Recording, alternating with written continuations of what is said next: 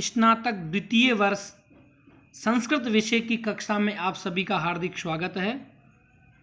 हम महाकवि कालिदास के द्वारा विरचित अभिज्ञान शाकुंतलम के चौथे अंक का अध्ययन कर रहे हैं।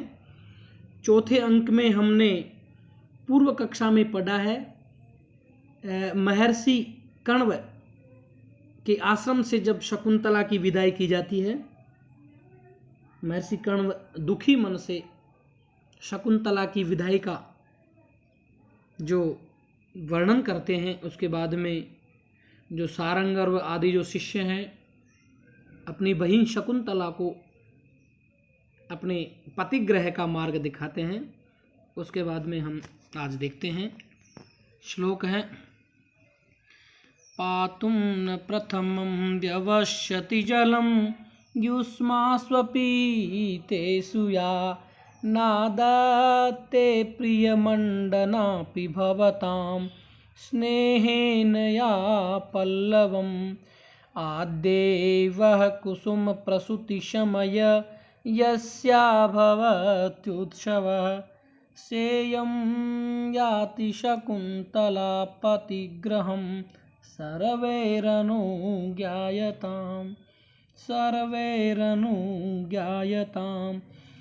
पातुं न प्रथमं व्यवस्यति जलं युष्मास्वपीतेषु या नादत्ते प्रियमण्डनापि भवतां स्नेहेन या पल्लवम् आद्यैवः कुसुमप्रसूतिशमय यस्या भवत्युत्सवः सेयं याति शकुन्तला पतिगृहं सर्वैरनुज्ञायताम्।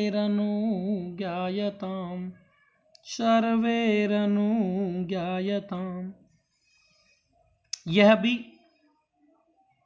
अभिज्ञान शाकुंतलम के चौथे अंक के प्रसिद्ध 4 श्लोकों में दूसरा श्लोक है।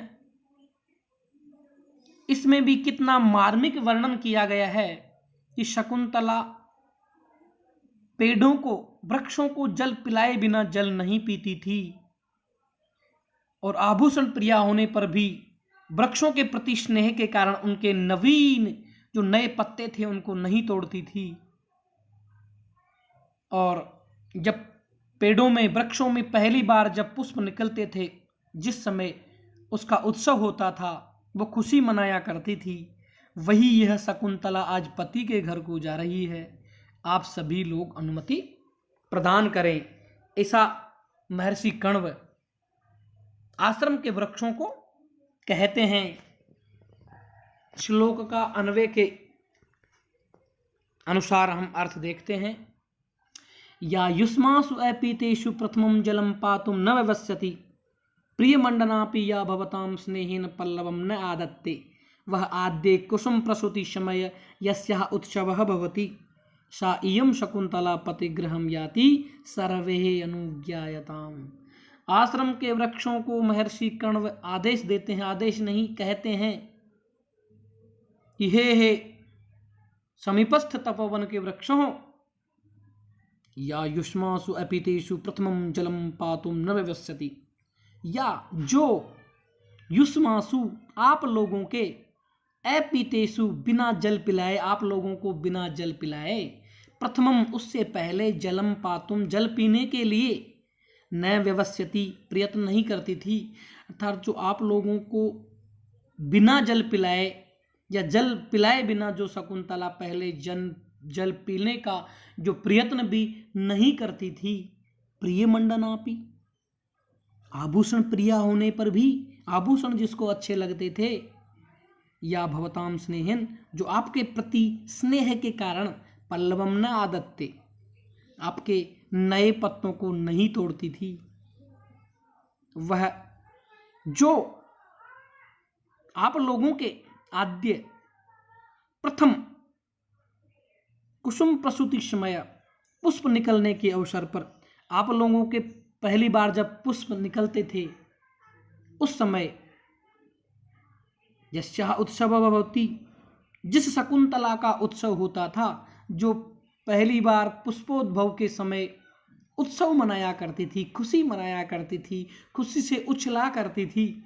सा इयम शकुंतला, वही यह शकुंतला पतिग्रहम याति, पतिगृह को जा रही है, अपने पति के घर को जा रही है। सर्वे अनुज्ञायताम, आप सभी लोग अनुमति प्रदान करें। इस श्लोक में कितना मार्मिक वर्णन दिया गया है। महर्षि कर्ण आश्रम के वृक्षों को भी कहते हैं कि हे सब तपोवन के वृक्षों, जो शकुंतला, तपोवन के वृक्षों को संबोधित करते हुए महर्षि कण्व कहते हैं कि हे तपोवन के वृक्षों, जो शकुंतला तुम लोगों को जल पिलाए बिना स्वयं पहले जल नहीं पीती थी, जो आभूषण प्रिय होने पर भी आप लोगों से प्रेम होने के कारण नवीन पत्तों को, नवीन किसलयों को नहीं तोड़ती थी, और तुम लोगों के जब सर्वप्रथम पुष्प विकसित होते थे, पहली बार फूल निकलते थे, वह दिन उसके लिए उत्सव का दिन होता था, वह उत्सव मनाया करती थी। वही यह शकुंतला आज आप लोगों को छोड़कर अपने पति के घर को जा रही है। आप सभी मिलकर इसे जानने की आज्ञा प्रदान करें, आप सभी इसको ससुराल जाने की अनुमति प्रदान करें। इस श्लोक में प्रकृति के प्रति कितना मार्मिक वर्णन इस श्लोक में किया गया है। महर्षि कर्ण प्रकृति से भी, आश्रम के वृक्षों से भी, तपोवन के वृक्षों से भी आज्ञा मांग रहे हैं, अनुमति मांग रहे हैं। इस पद्य में, इस श्लोक में शकुंतला का वनस्पति जगत से जो प्रेम दिखाया गया है, यह जो श्लोक है कालिदास के स्वाभाविक प्रकृति प्रेम का एक उत्कृष्ट उदाहरण है। यहां एक प्रथमम पद आया है, देखो कितनी अच्छी बात है। इसका तात्पर्य है कि जब शकुंतला प्रातःकाल उठती थी तो अपने दैनिक जो कार्य हैं उनसे निवृत्त होकर सर्वप्रथम आश्रम के वृक्षों को पानी देती थी, उनको सींचती थी, उसके बाद ही स्वयं जल पीती थी। वृक्षों को सिंचन किए बिना, वृक्षों को पानी दिए बिना जो जल नहीं पीती थी। सर्वेर अनुज्ञायताम, इसमें महर्षि कह रहे हैं कि सभी मिलकर अनुमति दो, क्योंकि अलग अलग अनुमति देने से विलंब हो जाने की आशंका है, संभावना है। इस श्लोक में अचेतन वृक्षों पर चेतन के व्यवहार का आरोप किया गया है, अतः समासोक्ति अलंकार है। पत्तों को न तोड़ने में स्नेह कारण है, अतः काव्यलिंग अलंकार भी हैं। इस श्लोक में शार्दूल विक्रीडितम छंद है।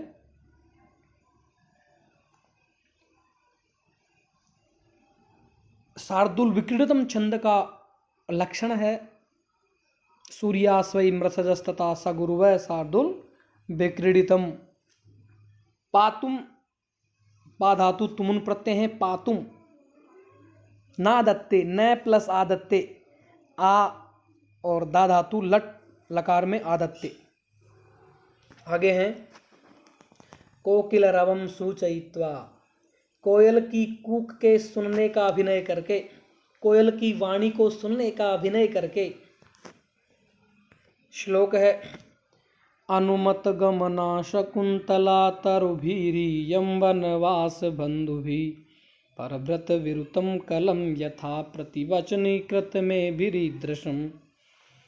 अनुमत गमना शकुंतला तरुभिरीयं वनवास बंधुभि परव्रत विरुतम कलम यथा प्रतिवचनी कृत में भिरीदृशम। इस श्लोक का अन्वय देखते हैं। इयम शकुंतला वनवास बंधुभि तरुभि अनुमत गमना जाता यथा कलम प्रभृत विरुतम एभि ईदृशम प्रतिवचनी कृतम। इयम शकुंतला, यह शकुंतला, वनवास बंधुभि, वनवास के साथी, वनवास के जो उसके बंधु बांधव हैं, तरुभि, उन वृक्षों के द्वारा, अनुमत गमना, जाने की अनुमति दे दी गई है। अर्थात वनवास के जो साथी वृक्ष हैं, वृक्षों के द्वारा शकुंतला को पतिगृह जाने की अनुमति दे दी गई है।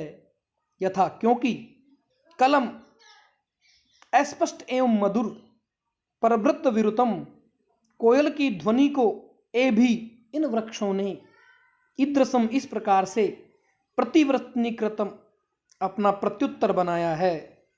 इस शकुंतला को तपोवन के जो बंधु बांधव सह आवासी वृक्षों के द्वारा प्रस्थान की अनुमति दे दी गई है, क्योंकि अस्पष्ट एवं मधुर कोयल की ध्वनि को इन्होंने इस प्रकार प्रत्युत्तर बनाया है।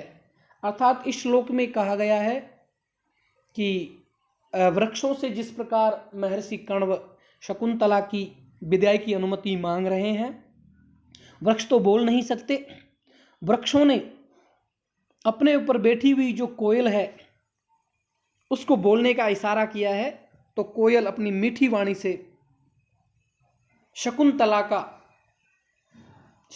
को अपने पतिगृह जाने की अनुमति दे रही है, ऐसा इस श्लोक में कहा गया है।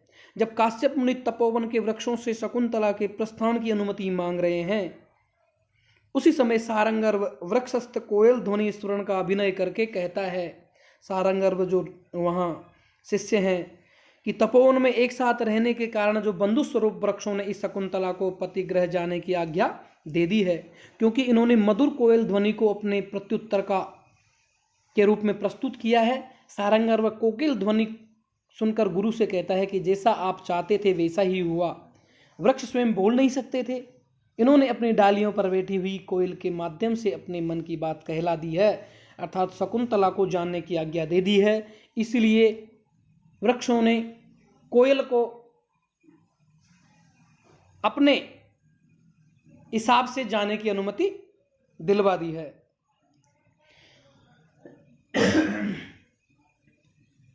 तो इस श्लोक में मन और तय कर्मणि अनुमत बनता है। वनवास बंधु भी वने वास है, वनवास है तेन बंधु भी वनवास बंधु भी। आकाश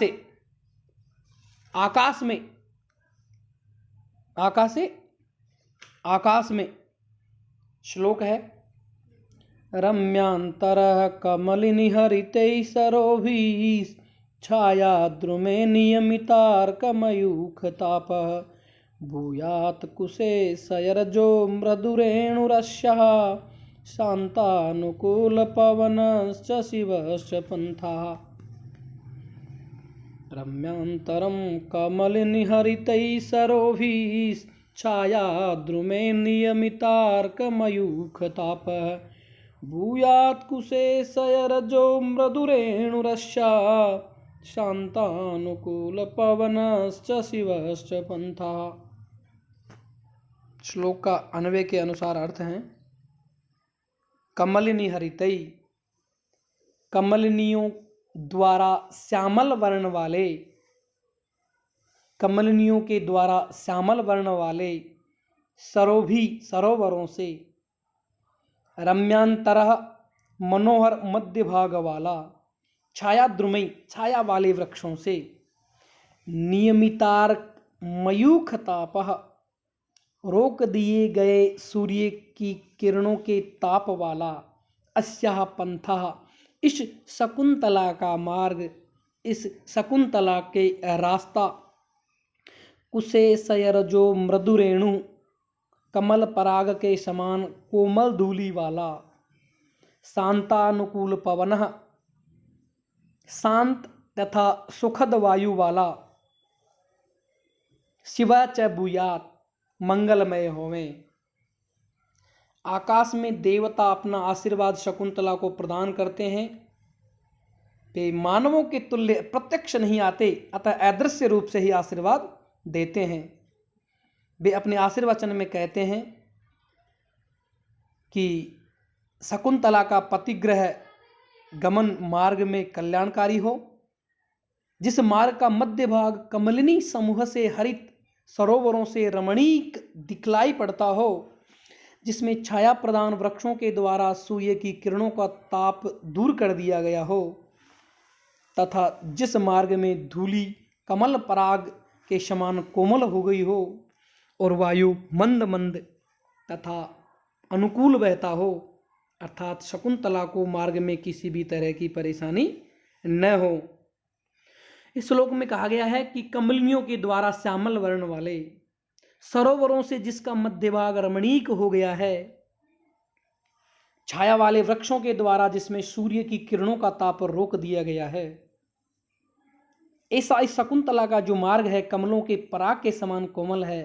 धूलिकण जिसमें ऐसा मंद और अनुकूल वायु वाला तथा कल्याणकारी होवे। इस श्लोक में पतिग्रह को जाने वाली जो शकुंतला है, शकुंतला के प्रति देवताओं के द्वारा शुभकामना व्यक्त की गई है। देवताओं ने आकाशवाणी द्वारा शकुंतला की यात्रा मंगलमय हो तथा उससे मार्ग में किसी प्रकार की परेशानी नहीं हो, ऐसी शुभकामना व्यक्त की गई है। जो तालाब थे, जलाशयों से जो रमणीय है, मध्य भाग जिसका ऐसा मार्ग, सरोभी इस बहुवचनांत पद से पग पग पर जलाशयों के होने की सूचना मिलती है। अर्थात पग पग पर जो तालाब थे उसमें मार्ग में जो प्यासा व्यक्ति है उसको कभी प्यासा मरने की जरूरत नहीं होती है, उससे किसी प्रकार की पीड़ा नहीं होगी, ऐसी ध्वनि निकलती है। छायाद्रु में छाया प्रधान वृक्षों से, अर्थात शकुंतला को धूप से किसी प्रकार की परेशानी नहीं हो, इसलिए यहाँ छाया प्रधान वृक्षों का वर्णन किया गया है। कमल के पराग के समान धूलिकण है जिसमें ऐसा, इससे शकुंतला को मार्ग में चलने पर कठिनाई नहीं होगी, ऐसा प्रतीत हो रहा है। सर्वे सविस्मयम् आकर्णयन्ति, सभी आश्चर्य के साथ सुनते हैं। गौतमी जाते, गौतमी कहती है, हे पुत्री, ज्ञाति जन स्निग्धाभिर अनुज्ञात गमनासी तपोवनम देवता भी। परिवार के जनों के समान स्नेह करने वाले तपोवन के देवताओं के द्वारा तुझे जानने की अनुमति दे दी गई है। प्रणम भगवती, तो इन देवताओं को प्रणाम करो। शकुंतला स प्रणामम परिक्रम्य, प्रणाम करके चारों ओर घूमकर, जनांतिकम हाथ की ओट में, हला प्रियम बदे सखी प्रियम बदा, आर्यपुत्र दर्शनोत्सुकाया अप्याश्रम पदम परित्यजंत्या दुखेन में चरणों पुरतः प्रवर्तेते। शकुंतला प्रियंबदा से कहती है हाथ की ओट में, हे सखी प्रियंबदा, आर्यपुत्र दर्शनोत्सुकाया, आर्यपुत्र के दर्शन के लिए उत्कंठा होने पर भी, अप्याश्रम पदम परित्यजंत्या दुखेन में चरणों पुरतः प्रवर्तेते, इस आश्रम भूमि को छोड़ते हुए मेरे पैर दुख के साथ आगे की ओर बढ़ रहे हैं। प्रियंबदा कहती है, न केवलम तपोवन विरह कातरा सखेव, तपोवन के विरह से दुखी केवल सखी ही नहीं है, अर्थात आप ही तपोवन के विरह से दुखी नहीं हो, अपितु त्वयोपस्थित वियोगस्य तपोवनस्यापि तावत् समवस्था दृश्यते, तेरे द्वारा विदाई के समय उपस्थित वियोग से तपोवन की भी तुम्हारे ही समान अवस्था दिखाई पड़ रही है। अर्थात आप इस समय पतिगृह को जा रही है, आपको इस समय आश्रम को छोड़ने में दुख का अनुभव हो रहा है, हमें भी आपसे बहुत ज़्यादा दुख हो रहा है। तो आज बस इतना ही। प्यारे विद्यार्थियों, धन्यवाद।